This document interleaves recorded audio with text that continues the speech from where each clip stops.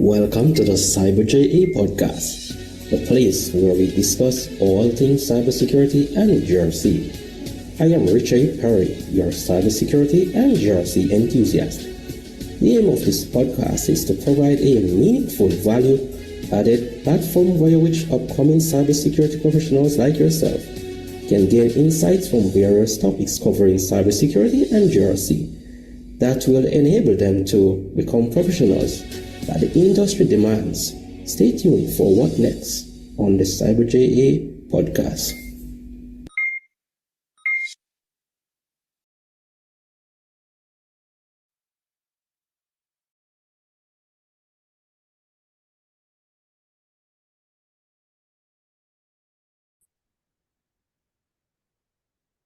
So often we hear about breaking into cybersecurity. However, today we have someone that teaches how to break into GRC. And we're talking about Christabel Thomas. Christabel, welcome to CyberJA. Thanks so much, Richard. Thank you so much for having me. Great, and I definitely look forward to this conversation. And I can see where you are on a mission. And I really like this mission to help 1 million people break into cybersecurity, risk and compliance. And I'm quite captivated by such drive. And no doubt there's a story behind all your background, your journey to where you are now. I mean, what has actually led to your career focus? And that's one of my main, reasons or purposes for actually having these conversations, to actually create that platform, that avenue whereby upcoming professionals within the industry actually have that guidance. They have a repository whereby they can actually gain some amount of mentorship to take their career to the next level. So can you share with us in terms of how did you actually started in this path?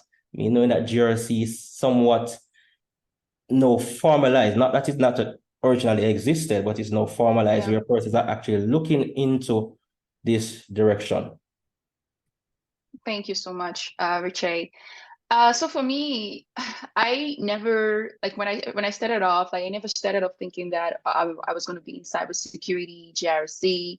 I just found my way through what I loved and I was most passionate about.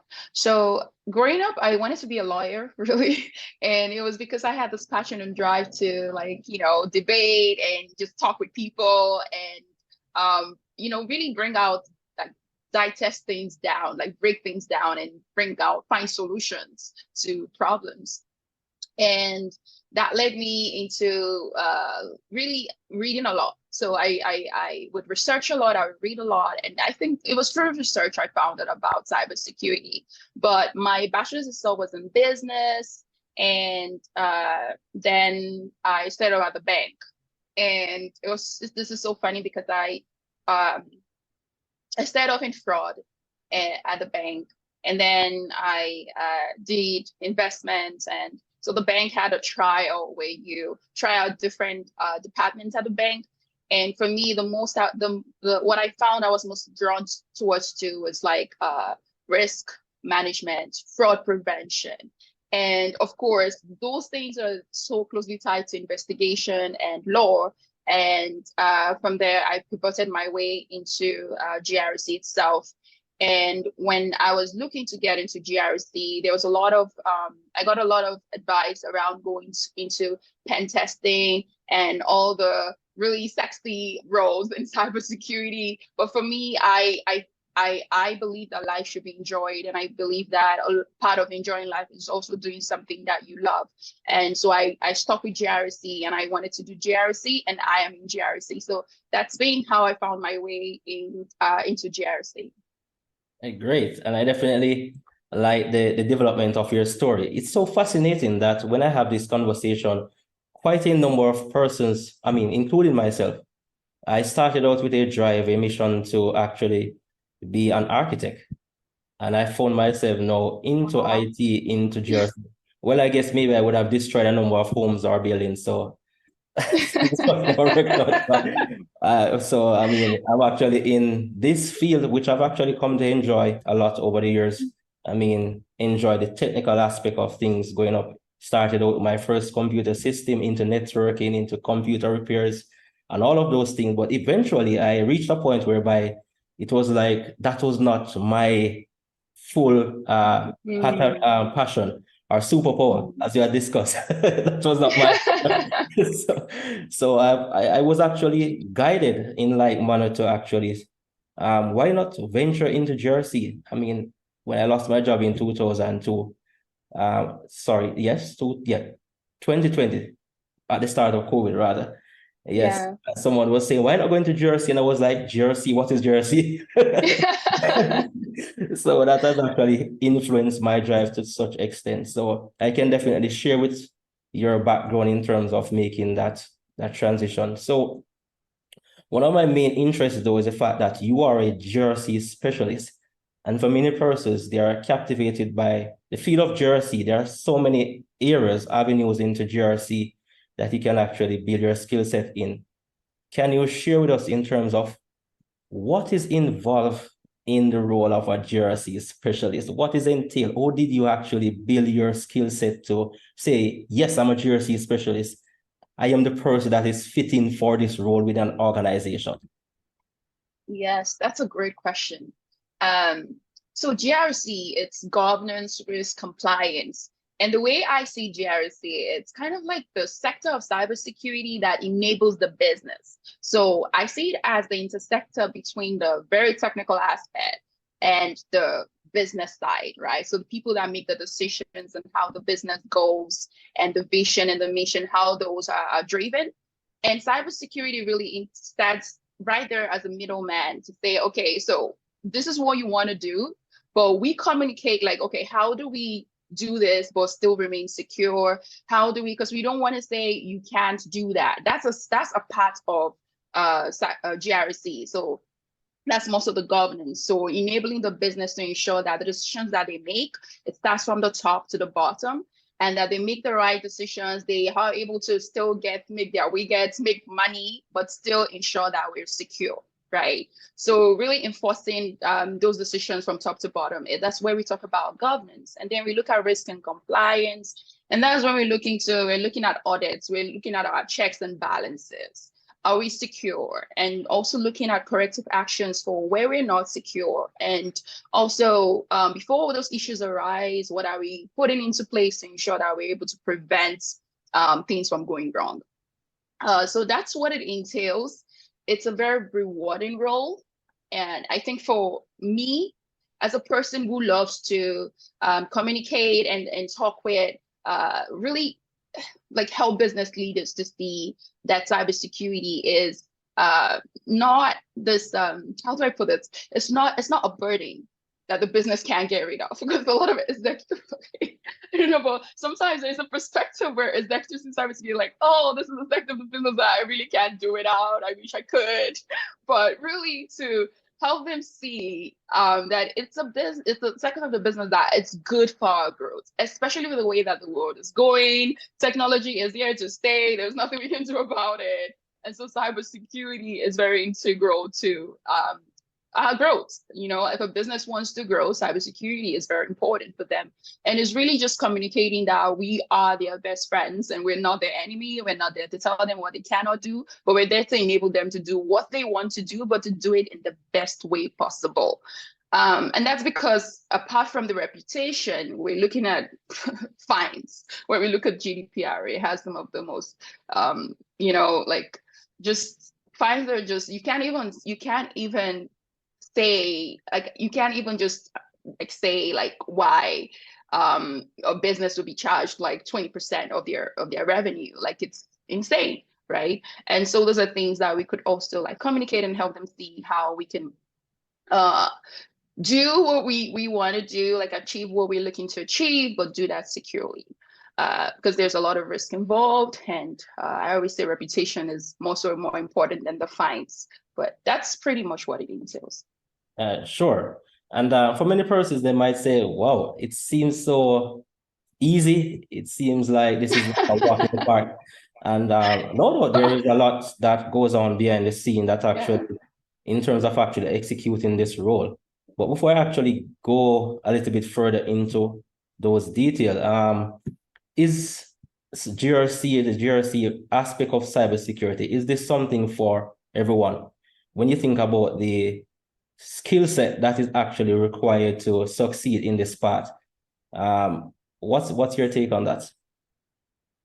Well, I am an optimist. I always like to look at the brighter side and say, oh, it's for everybody. But I'm also a realist. So let's be realistic too.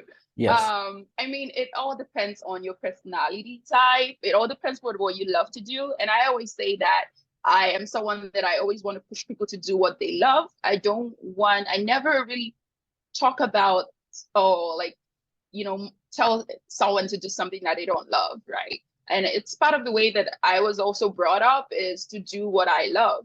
And that's what's led me here. And I believe it's so important, because we spend, 40 hours a week or more at work. And that's a huge chunk of our lives. And you want to do what you love. So I would say that it may not be for everybody. Not everybody enjoys. I know a lot of people who, especially engineers, who really don't want to deal with communicating with anybody else. They just want to do their job and go home, Exactly. think whatever they do and go home. Like, it's not their thing. So I wouldn't say that it's for everyone. And this also, it's a great question, because a lot of people reach out to me on LinkedIn, because I try to help people to get into GRC, and people would reach out to me and say, hey, I'm not really into GRC. And people are really honest, right? And they say, I'm not really into GRC, but it looks like the easiest option. And I always try to derail them and say, okay, because for me, and I always try to derail them. Like, if you want to do, what was the other thing that this person said? I don't know. Well, just focus on that forensics. Focus on that, network with people in that field, look for mentors and coaches in that field, study, pursue your passion. Like, cybersecurity, it's a lifelong learning career. You don't just stop learning. Things are always changing so fast. And maybe the methods and concept is the same, but they're changing. And if you want to keep up, you have to be in the segment of cybersecurity that you enjoy, that you're passionate about. So I wouldn't say that it's for everybody. I really like the way you have actually expressed that. I mean, so often persons want to get into these career, paths that seem so awesome. Well, not to say that these various career roles are not exciting, depending on the personality, depending on your mission, your drive, what it is that you love.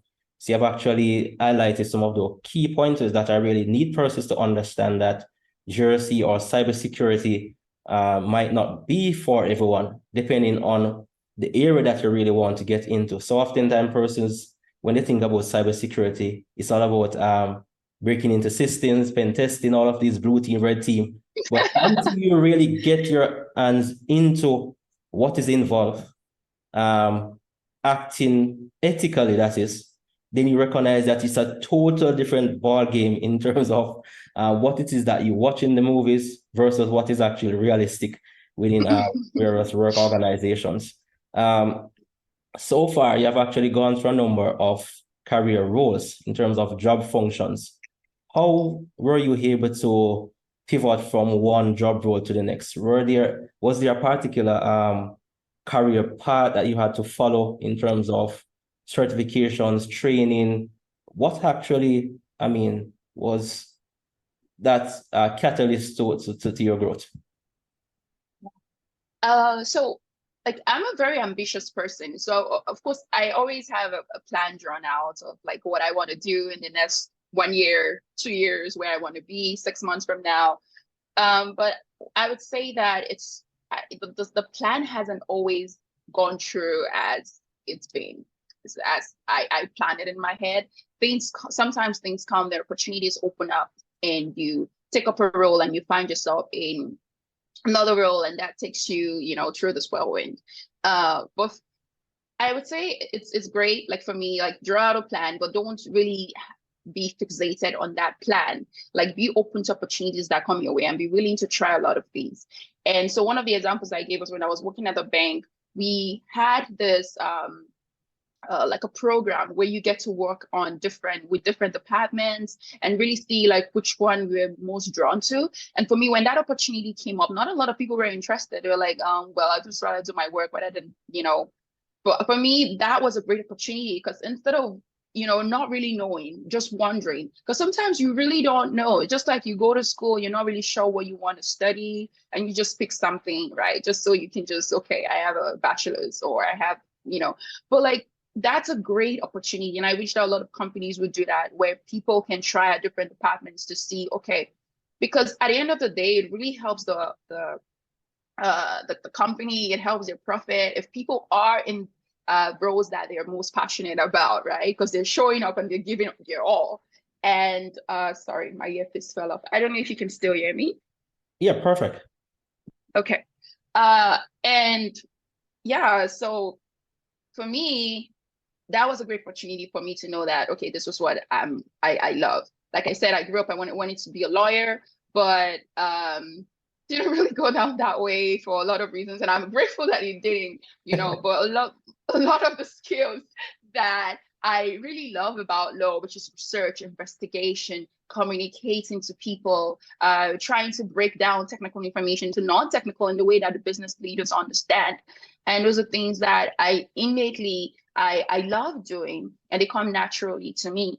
And so working at the bank, being in fraud, trying investments, banking, business accounts, and then fraud, that was really where I found, oh, wow, this makes sense. This is for me. And from there, I walked into risk. And then when I saw the opportunity to get into cybersecurity, and this was through SANS, so I took the GCIH, the GSEC. And again, I would say that having technical knowledge about what cybersecurity really is, like what are we doing, like networking foundations, like those are really crucial. You need to understand networking, even in GRC, because when you're auditing the technical team, you want to understand what you're asking them, because sometimes you read out questions verbatim and they're like, what is that? So if you don't understand, and I've been in rooms where auditors just read the same thing again because they really don't also understand what they're asking.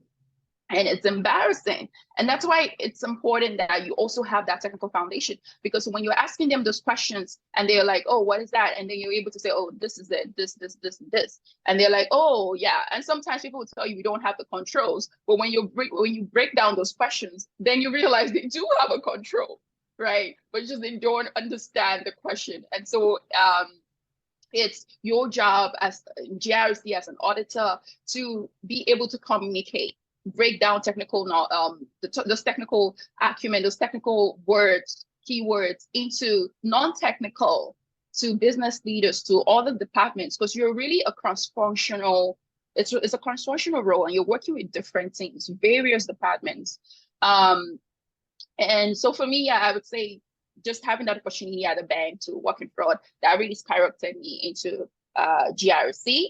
And when I took those GCIs and GSEC, because they're very technical certifications, a lot of the advice I did coaching and mentoring, a lot of the advice that I got was, oh, like, because you have the certifications, why don't you get into the very technical? But I already knew what I wanted. I knew what I enjoyed. And so for me, I stopped with GRC and I said it had to be GRC. And my coach really helped me with that. And that's how I got into GRC. That's how we're here. Yeah, quite interesting. You've actually touched so many areas that we could actually go into. One of the things that really jumped out is the fact that you made mention of having that balance of the technical understanding and also that GRC non-technical balance between both. Because the fact is, so oftentimes when persons hear about GRC, is like, oh, that's so easy. It's all about reading and going through procedures and policies. But it goes beyond that.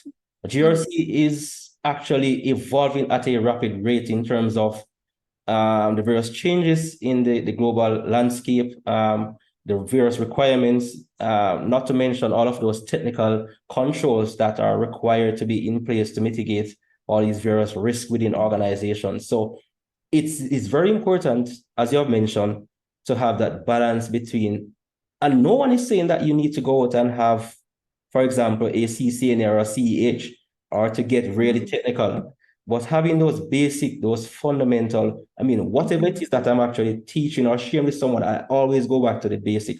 Yeah. I was actually taught by one of my previous managers, whatever you're doing, always learn to go back to basic. Construct, deconstruct. Always go back to the basics. So you have actually made mention of that very important point, is that even though you're trying to get into GRC, always understand what it is that you're talking about. Basic networking, basic security principles. So that's also very important.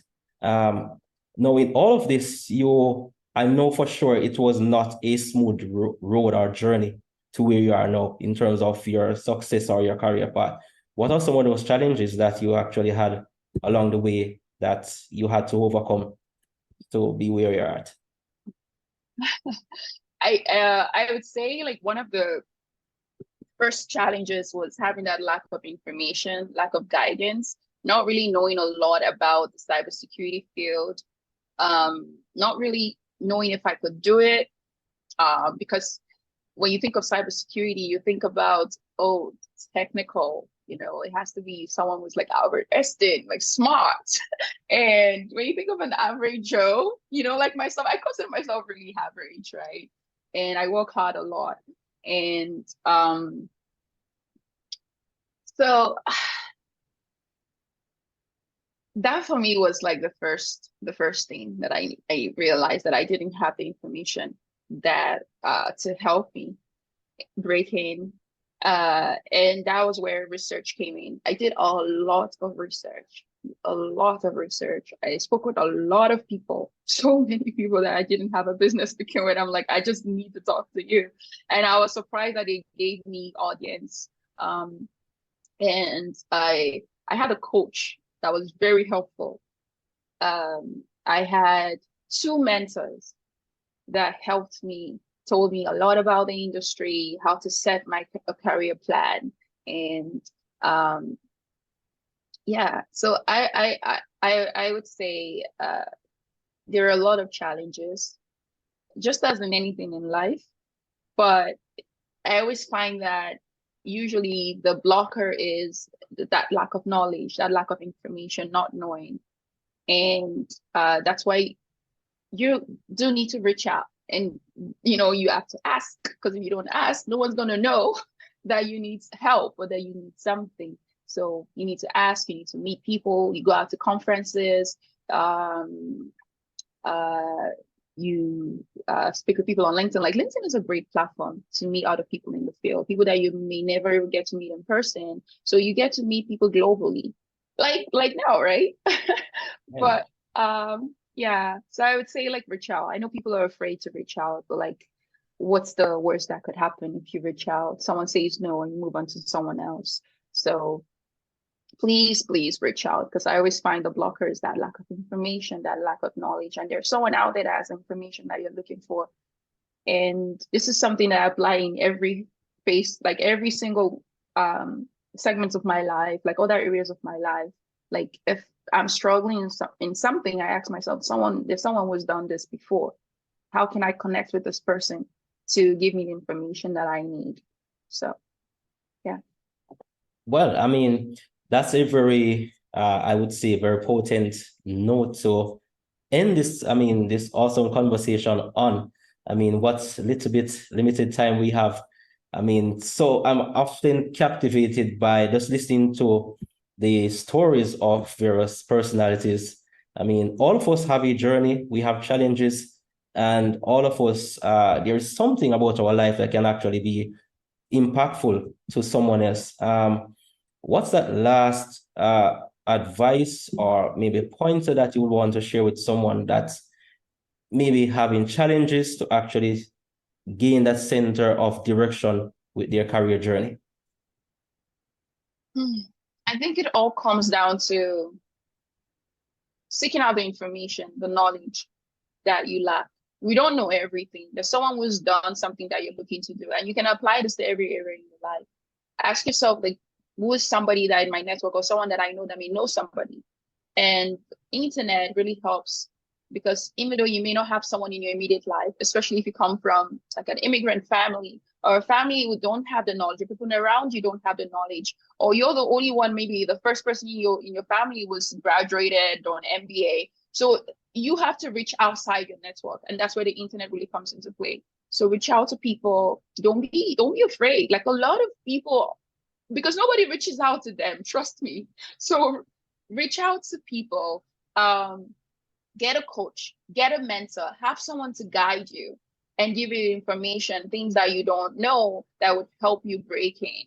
And to those, I want to say is like to those looking to break into cybersecurity, like a lot of the entry-level roles, like we say entry-level, but cybersecurity isn't really an entry-level field.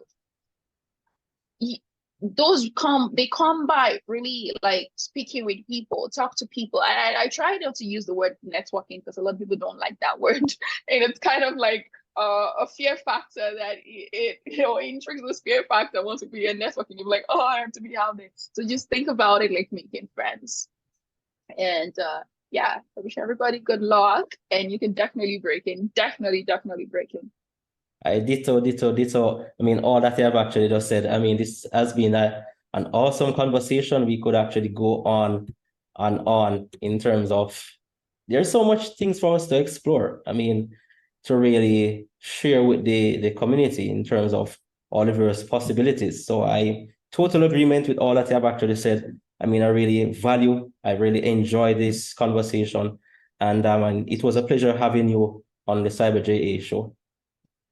Thank you so much, Rishi. I really appreciate the time. It was so nice meeting you. This has been awesome. Thank you so much. Likewise, you're definitely welcome. I look forward to many more conversations in the future. So, No doubt, maybe looking at specific areas, those niche areas of having those conversations. So for sure, I look forward to having a follow-up, maybe a part 2, part 3, depending. I love that. Yes, let's do it. So there you have it, guys. So look forward. I mean, stay tuned, stay connected for all future, recordings on the CyberJA show with me, your host, Richie Perry. Thank you. Behind the scenes is where the magic happens, they would normally say. And after such an amazing conversation, we definitely took some time just to get to know each other a little bit better. As I mentioned, one of my main purposes of doing these podcasts is building long-lasting relationships. So hopefully the insights that we shared in this small snippet after would definitely help to add additional value along with all that was actually mentioned in the previous recording of this podcast. Because he helped me. You recording it? No, go ahead. Oh, yeah. And the thing is that I'm not going to be editing this. One of the things is that I want persons to recognize that at times the conversations behind the scenes at times always have some very important points that needs for persons to understand. That's why I captured this. Okay. Okay, I guess I can just that. So I was able to break in within 2 months, and it was because I had the help of a coach, and he helps me with a lot. Like I remember the first thing he looked at was my resume, and he was like, "Christabel, this is the resume you're sending off." And he really helped me to really think about like transferable skills that I had, and to portray those in a way where the recruiters will call me, because it's like you're sending your resume, that's the thing that's representing you, and that's the thing that recruiters see. They don't get to see you first, right? Exactly. And you may have all this great experience, but that paper is what's representing you, and you just need the call first and then the interview. So there's a process, and he helped me a lot. Oh my God, without him, I'm sure it would have taken me longer to break in. And so I would say, like, if you're struggling, and people always ask me, some people send me saying, they're like, what certifications should I get? And I mean, like, certifications are great, they give you knowledge, but like, it doesn't guarantee that you're going to land a job, right? And cybersecurity isn't an entry-level job. People are looking for people who have experience. That, let's just be honest, they're looking for people who have some sort of experience, except it's an internship, except it's a program that you're going through, then that's different. So you need someone who can coach you. You need someone who can like guide you on what to do, how to gather this experience, how to like how to express your enthusiasm, what you've learned so far during those interviews, so that you're giving up an opportunity, and how to go about making friends. Who to make friends with, someone who is in the position to make the power to hire you. And those are things that that having a coach really helped me to figure out. And it's been very rewarding. Don't try to do it by yourself. Get help. That's a great note. Yeah. I definitely appreciate that point. I mean, if only I had someone to say, when at times I really stop where I'm and I actually analyze where I am now in terms of all the changes, the various developments in technology, the growth that is happening, I was saying that if I only known this or that or this, I would have been in a far better place today if only I had someone or to actually say, no, this is what you need to do, this is what you need to try. This is... So, I mean, all that I've said is really important. The power of mentorship, reaching out, connecting. And the fact is that not everyone that you will reach out will respond. At times they will respond, maybe no, or maybe 10 days, 6 months. And for some persons, they will not. But I come to understand something that NO actually stands for next opportunity. I mean, someone doesn't, if a door or someone actually doesn't respond, move on, try something new. And things will definitely work out in the long run once you're consistent and persistent. And you have also made something very important about cybersecurity. It's often misconcepted that cybersecurity is entry level, but it takes a lot to be at, for example, even at the very junior level of cybersecurity. You definitely need to have that good base understanding of networking principles, security principles, to actually move into cybersecurity. So yeah, very important points. So no doubt you have a very busy schedule ahead. So this is where all they would say. Thank you so much. Yeah, the good stuff. I mean, fun have to come to an end. So it was indeed a pleasure. It was indeed a pleasure. Thank you so much, Richard. So have a wonderful day, rest of the day. You too. Okay, bye. Take care.